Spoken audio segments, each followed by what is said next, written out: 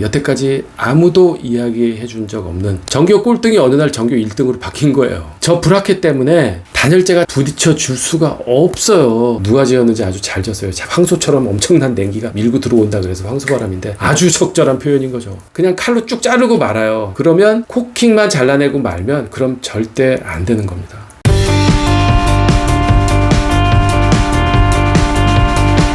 안녕하세요. 전문가와 함께하는 인테리어 상식 우리건설 이야기입니다. 지난 시간에는 제목을 3년 후 집을 망치는 인테리어라고 했는데 제목부터 약간 좀 부정적인 단어가 들어가서 마음이 좀 무거워진다 그럴까? 그래서 오늘은 제목을 이렇게 바꿨습니다. 집을 살리는 인테리어, 이걸 좀 다루려고 합니다. 오늘은 그 중에 외부 샤시 말씀드릴 건데 집 인테리어 공사 하면서 그러니까 고치고 들어가는 분들 중에 뭐 웬만하면 샤시는 다 바꾸고 들어가시더라고요. 또 요즘 뭐 단독주택이나 전원주택 짓는 분들도 전망 좋은 커다란 샤시 뭐 이게 로망이죠. 이 샤시에 관한 기본적인 상식, 여태까지 아무도 이야기해 준 적 없는 이런 내용들 오늘 좀 말씀드릴 텐데 세 가지 정도 말씀드릴 거예요. 하단부, 창호의 하단부, 이거 단열을 시공하는데 굉장히 중요한 부분입니다. 두 번째가 창틀 주위, 이것도 꽉 단열재가 메꿔져 있어야 좋은 단열 효과를 낼 수 있고요. 3번 코킹, 외부에서 빗물이 들어치지 않도록 코킹해야죠. 이렇게 잘 시공해야 3년 뭐 지나도 단열과 누수 걱정 없는 완벽한 샤시 공사가 된다라는 내용으로 말씀드리겠습니다. 먼저 볼까요? 하단부. 창호 하단이 지금 사진에서 보시는 것처럼 창틀 밑부분에 있는 골조 턱, 저걸 말하는데 이 창호 하단부의 높이가 집집마다 좀 다르고요. 그리고 저 위치가 집 내부 단열에 굉장히 중요한 영향을 끼칩니다. 그거 말씀드릴 텐데 이 사진 먼저 한번 보세요. 이 집은 확장을 한 집이에요. 지금 저 보이는 저 창이 외부에 면한 외부 샤시인 거죠. 작은 사진 보면 바닥에서 창틀 하단부까지 높이가 한 390mm 정도 나오네요. 40cm 정도 되는 거예요. 그리고 이 사진은 확장 공사 안 한 집이에요. 일반적으로 저렇게 거실과 발코니를 구분해주는 저런 분합이 하나 있고 낮은 턱이죠. 저걸 지나고 나면 발코니가 나오면서 저렇게 턱이 있는 거예요. 창틀 하단부까지 높이가 작은 사진에 보시면 120mm 나오네요. 뭐 10cm가 조금 넘는 거예요. 외부 샤시가 바닥에서부터 시작되는 높이가 두 집이 달라요. 하나는 400mm, 하나는 120mm. 근데 지금 보고 계신 이 집이 만약에 이제 확장 공사를 하게 되면 저 120mm 턱 위에 이제 외부 창호 이 샤시가 이제 얹혀지게 되는 거죠. 저 두 집이 무슨 차이냐? 이 사진 한번 보세요. 채광이나 전망은요, 당연히 창문이 크면 클수록 좋은 거고요. 단열은 반대로 창문이 작아야 유리합니다. 채광과 단열을 위한 적정한 창문 크기, 이걸 찾자라는 내용으로 이제 말씀드릴 건데, 창문 하단부를 좀 높게 하면요, 그러니까 120mm보다 400mm가 조금 더 높잖아요. 이렇게 높게 하면은 채광에는 별로 지장이 없어요. 왜냐하면 낮은 쪽이니까. 이거 낮은 쪽에서 뭐 120mm 아니라 400mm 올라간다 그래봐야 여기서 그림자가 400mm 길이로 생기는 거고 120mm는 120mm 길이로 생기는 거예요. 해가 저 위에서 이제 이렇게 45도로 내리쬐다고 봤을 때 높아진 턱 높이만큼만 그림자가 더 생기는 거다. 그런데 단열엔 굉장한 효과가 있다. 이거 몇 센치 올라갔다고 단열에 뭐 얼마나 효과가 있겠느냐 라고 생각하실 수 있겠는데 이거 한번 보세요. 모든 재료에는요, 열 전도율이라는 게 있어요. 얼마나 열을 잘 전달하는 성질이냐 하는 건데 이 열 전도율이 높을수록 단열이 잘 안 되는 물질이다 라고 이해하시면 돼요. 철 같은 거 이런 건 뭐 단열이 당연히 안 되잖아요. 전도율이 엄청 높아요. 그리고 단열재는 당연히 저 밑에 있어서 열 전도율이 낮은 거고요. 뭐 당연한 거 아니겠습니까? 단열재야 뭐 외부의 차가운 온도를 실내로 전달하지 못하게 하려고 걔를 만든 거니까 당연히 열 전도율이 낮고 단열 성능이 우수한 거죠. 유리는 0.76이에요. 단열재는 경질 우레탄 기준으로 0.023입니다. 이거 한 30분의 1, 30배 정도 더 좋은 거예요. 엄청난 차이가 나는 거죠. 30배 더 단열이 잘 되는 재질로 바꿔주는 거예요. 그런데 유리 그냥 유리만 있는 게 아니죠. 뭐 이중창에다가 복층 유리, 뭐 요즘 로이 유리 쓰는 건 기본이고 다 이렇게 하잖아요. 그런데 어떻게 하든지 간에 이 세상에 어떤 유리도 단열재보다 열 전도율이 낮은 유리는 없어요. 건물 외피 중에 에너지 손실이 가장 큰 게 창문이라는 거는 다들 아시는 사실일 거예요. 단열의 가장 속썩이던 자재를 단열이 제일 잘 되는 자재로 바꾸는 거죠. 전교 꼴등이 어느 날 전교 1등으로 바뀐 거예요. 네. 그리고 결정적인 게 또 있어요. 인테리어 단위 자재 중에 가장 비싼 게 창문이에요. 요즘 뭐 시스템 창문이 뭐니 뭐 비싼 거 많잖아요. 이거 줄이고 거의 돈 안 들어가는 단열재로 늘리는 거죠. 비용적으로도 돈이 더 추가가 될 이유가 전혀 없어요. 절약이 되면 절약이 되는 거지. 근데 물론 전망을 중시하는 분은 뭐 이렇게 하실 이유 없죠. 당연하죠. 멋진 뷰를 위해서 이사 갔는데 뭐 난방비는 조금 더 나오겠지만 바닥에서부터 천정고 높이 그대로 다 전면창 시공해서 뭐 좋은 뷰 원하시는 분들은 그렇게 하시면 되고요. 그렇지 않고 뭐 거실 문 앞으로 뭐 별로 볼 거 없거나 뭐 앞에 동 다용도실만 뭐 보인다거나 이런 분들은 지금 말씀드리는 방법대로 한번 해보세요. 하부 턱은요, 제가 볼 때 500mm 정도 돼도 괜찮은 것 같아요. 일반적으로 거의 400mm가 많아요. 400mm가 많을 텐데 저기다가 벽돌 한 장만 이렇게 옆세워 쌓기 하면 10cm 더 올라가거든요. 이렇게 벽돌로 쌓고 외부 쪽에서 방수 감아 올리는 거죠. 방수 감아 올리고 표면에 미장해서 말린 다음에 외벽 페인트 색상하고 똑같은 색상 딱 칠해주면 밖에서 보면 깔끔하게 마무리가 되는 거예요.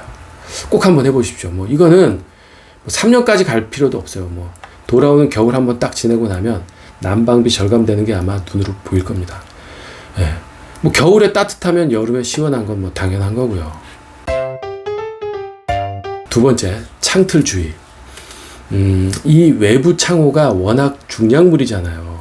중량물이 얹혀지는 건축 자재다 보니까 무거워서 다치면서 창문이 다치면서 이렇게 충격도 많이 가고요. 여기저기 그래서 튼튼하게 고정을 많이 해놔야 돼요. 지금 보시는 것처럼 수직틀 좌우에도 각각 2개씩 브라켓이 들어가야 되고요. 이렇게 2개씩 튼튼하게 들어가야 나중에 창문 닫으면서 얘가 흔들리는 거가 없어져요. 아래쪽에도 당연히 창짝의 하중을 받아주려면 하부에 브라켓이 저렇게 여러 개가 들어가줘야 돼요. 이 이야기 왜 하느냐? 저 브라켓 때문에 단열재가 창틀에 와갖고 정확하게 딱 부딪혀 줄 수가 없어요. 근본적으로 부딪힐 수가 없어요. 저 브라켓에 걸려서. 위아래 좌우 다 바짝 붙여서 단열재가 시공이 돼야 되는데 저런 브라켓이 있어서 어떻게 빈틈없이 단열재를 할 수가 없는 거예요. 그냥 단열재 재에서 그냥 꾹 밀어 넣고 말면 빈틈이 생겨서 안 된다고요. 근데요, 단열재 위에 석고보드를 붙이거든요. 저렇게 해놓고 석고보드 붙일 거란 말이에요. 단열재 시공하고 나서. 그럼 보이지가 않아요. 제대로 됐는지 안 됐는지, 밀실한지 안 밀실한지, 빈틈이 있는지 없는지가 나중에 보이지가 않아요. 이게 제일 큰 문제인 거죠. 그렇게 되면 지금 보시는 것처럼 창틀 주위로 냉기가 다 들어오는 거예요. 옛날에 저기 요만한 틈으로 겨울철에 그 들어오는 바람, 이걸 황소바람이라 그랬잖아요. 누가 지었는지 아주 잘 지었어요. 작은 틈으로 막 그냥 황소처럼 엄청난 냉기가 밀고 들어온다 그래서 황소바람인데 아주 적절한 표현인 거죠. 저 파란색 냉기가 창틀과 골조 사이에 있는 그 틈새, 이걸로 들어오는 거를 열화상 카메라로 지금 찍은 거거든요. 저렇게 되지 않게 하려면 어떻게 해야 되느냐? 단열재와 창틀을 10mm를 아예 띄워놓는 거예요. 위아래 좌우 뭐 전부 다. 그렇게 해놓고 그 빈틈으로 우레탄 폼을 쏴야 돼요. 쫙 사방을 다. 그렇게 우레탄 폼을 쫙 쏴서 부글부글 막 부풀어 오르게 지금 사진에서처럼 그렇게 하면 이형철물 사이사이에 꽉 다 들어차서 아주 그냥 튼튼하게 부글부글 막 꽉 그냥 들어차는 거죠. 빈틈없이 사이사이를 다 채우고 그렇게 흘러나올 정도로 저렇게 해야 되는 거예요. 그래서 이 우레탄 쏘는 건 집주인이 직접 하시는 게 좋아요. 단열재까지만 딱 해놓고 석고보드 붙이지 마세요 라고 얘기하고 10mm씩 딱 띄워놓은 상태에서 직접 가서 쏘거나 쏘는 걸 직접 최소한 눈으로 확인해 주셔야 돼요. 그래야 완벽한 단열 시공이 되는 거지. 안 그러면 저 창틀 주위 틈새가 없어야 되는데 안 그러면 아무리 비싼 단열재 해놔봐야, 두껍게 해놔봐야 아무 소용이 없어요. 틈새만 있으면 절로 다 냉기가 들어오는 거예요. 자, 세 번째, 코킹.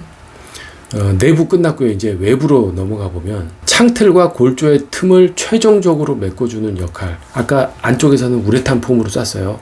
외부는 코킹으로 쏘는 겁니다. 저렇게 코킹을 쏴야 돼요. 창틀과 골조 사이를 두껍고 깔끔하게 저렇게 이제 시공이 돼야 저게 여름에 직사광선 받아서 뜨겁고 겨울에 축구해도 뭐 10년이 지나고 20년이 지나도 들뜨지 않고 크랙까지 않고 딱 붙어 있는 거예요.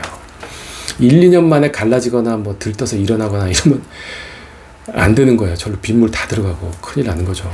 예, 그러려면 지금 보시는 여러분들이 해야 할 일이 있습니다. 그거 지금부터 말씀드릴 건데 이거 한번 먼저 보시면 오래돼서 표면이 갈라진 모습 보이시죠? 그나마 이 정도는 양호한 거예요. 정말 중요한 게 뭐냐면 콘크리트 표면에 본드처럼 저 코킹이 살짝 스며들어야 되거든요. 살짝 스며들면서 완전히 붙어야지 코킹이 역할을 제대로 수행할 수 있는 건데 아무리 좋은 코킹을 쌓아봐야 코킹이 콘크리트 표면에 부착이 되지 않으면 아무 소용이 없는 거예요. 지금 보시는 것처럼 들고 일어났어요. 저게 뭐 20년, 30년 돼서 들고 일어나는 게 아니에요. 저 틈새로 어떻게 되겠습니까? 빗물이 위에서부터 계속 들어가는 거예요. 들어가서 다 번져서 누수의 원인이 되는 거죠. 이런 방리 현상이 왜 생기느냐? 두 가지 말씀드릴 거예요. 첫 번째, 예전에 입주자가 개별적으로 샷시 설치하던 시절이 있었잖아요. 확장이 불법이던 시절에는 그렇게 했어요. 준공하고 나서 개별적으로 했다고요. 준공하고 나서 샷시를 설치했다는 게 뭐냐고요. 외벽에 페인트 마감이 다 된 상태에서 샷시를 설치하고 코킹을 쐈다라는 내용이에요. 당연한 거 아니겠습니까? 준공하려면 외부에 도장 마감이 돼 있어야 되니까 도장 마감하고 나서 샷시 설치하는 거니까. 저 도장 위에 그냥 코킹을 쏜 게 이게 왜 문제가 되느냐? 코킹이 콘크리트 표면에 스며들면서 밀착돼야 되는데 페인트가 막을 형성을 해갖고 코킹이 부착되는 걸 방해하고 있는 거예요. 그래서 지금 사진 자세히 보시면요, 코킹 떨어져 나간 저 면에 페인트가 물고 떨어진 거예요. 코킹이 페인트를 물고 떨어진 거예요. 콘크리트에 물고 있어야 되는 게 페인트를 물고 떨어져 버리는 거예요. 이런 현상이 생겨요. 샷시 주변으로 물 새는 집들은 거의 다 이런 식으로 페인트 벗겨내지 않고 그냥 코킹을 쏴서 다 저렇게 방리 현상이 일어나요. 두 번째, 기존의 샷시 철거하고 새로 하는 경우, 지금 보시는 분들 아마 대부분이 관심 있게 보실 텐데 기존 코킹도 당연히 제거해야 되는 거예요. 그런데 그냥 칼로 쭉 자르고 말아요. 헤라로 슥슥 한번 긁고 만다고요. 그러면 코킹만 잘라내고 말면 그럼 절대 안 되는 겁니다. 새로 쏘는 코킹이 콘크리트에 아까 말씀드린 대로 바짝 스며들어야 되는데 기존에 부식된 예전 코킹이 막을 형성하고 있는 거예요. 그러면 얘가 콘크리트에 스며들면서 잡아줄 수가 없는 거예요. 제 아무리 비싼 코킹, 아무리 좋은 걸 써도. 그럼 어떻게 해야 되느냐? 글라인더 있어요. 면 갈아주는, 콘크리트 면 갈아주는 글라인더. 저걸로 콘크리트 표면을 갈아내줘야 돼요. 뭐 대단한 일도 아니에요. 살짝 먼지 살짝 날 정도로만 갈아주면 되는 거예요. 불순물이나 또는 직전에 코킹의 잔존물을 콘크리트 표면과 함께 갈아내서 없애주는 거죠. 100% 완벽하게 제거한 후에 깨끗한 콘크리트 표면에 코킹을 쏴야, 그래야 2년 3년 지나고 창호 주위로 물이 새는 이런 어처구니 없는 일이 없는 거예요. 오늘 여기까지 말씀드렸고요. 이 세 가지 사항이 샷시 새로 하면서 꼭 신경 써서 직접 챙겨야 할 내용 말씀드린 거예요. 근데 사실은 여기서 더 기본적인 게 있어요. 외부 창호 관련해서 기본 중에 기본, 요거 좀 추가로 좀 간단하게 더 말씀드릴게요. 첫 번째, 물 끊기 홈이 있어야 돼요. 건물은 수직면이잖아요. 인면이 있잖아요. 여기서부터 저 위에서 비가 이제 내려서 쭉 다 내릴 거 아닙니까? 빗물이 흘러내리다가 창 쪽으로 타고 들어오지 못하게 끊어주는 홈, 이게 물 끊기 홈이에요. 왼쪽 사진이 올해 준공한 현장이고요. 오른쪽이 95년도에 준공한 아파트입니다. 똑같죠? 물 끊기 홈은요, 시공하는 방법이나 크기나 위치나 원리가 25년 전이나 지금이나 똑같아요. 그만큼 뭐다? 변함없이 중요한 거다. 사진은 밑에서 위로 이제 찍은 사진인데, 이게 창문 열고 이렇게 보면 위쪽으로 왼쪽 끝에서 오른쪽 끝까지 쫙 홈이 파져 있어야 되는 거예요. 간혹 중간에 없거나 뭐 끊어졌거나 이러면 파줘야 돼요. 그래야 빗물이 우리 샷시로 타고 들어오는 걸 원천적으로 막을 수 있다. 첫 번째. 두 번째, 창문 아래 턱이 경사지게 바깥쪽으로 나 있어야 돼요. 너무 당연한 거긴 한데 아까 물 끊기움이 창의 위쪽에서 물을 차단하는 거라면 하단부의 경사시공은 밑쪽에서 창 쪽으로 들어오는 물을 차단해 주는 거죠. 원천적으로. 저 파란색 저 턱에 물이 고인다거나 역구배가 있으면 누수의 근본 원인이 되는 거예요. 배수 드레인 한번 설명드려 볼까요? 배수 드레인, 그 화장실이나 다용도실이나 어디든 바닥 드레인 있잖아요. 이 배수 드레인이 방수의 기본이 뭐냐면 슬라브 자체가 배수 드레인 쪽으로 구배가 져져 있어야 되는 거가 그게 제일 우선 원칙이에요. 물은 무조건 고여 있으면 사고를 쳐요. 누수의 원인이 되는 거예요. 이렇게 안 되어 있으면 어떻게 하느냐? 그러니까 비 오는 날 한번 봤더니 고여 있는 부분이 있더라. 살짝 그런 부분이 있으면 그라인더로 얇게나마 홈을 만들어서 물이 빠지도록 길을 터줘야 되는 거예요.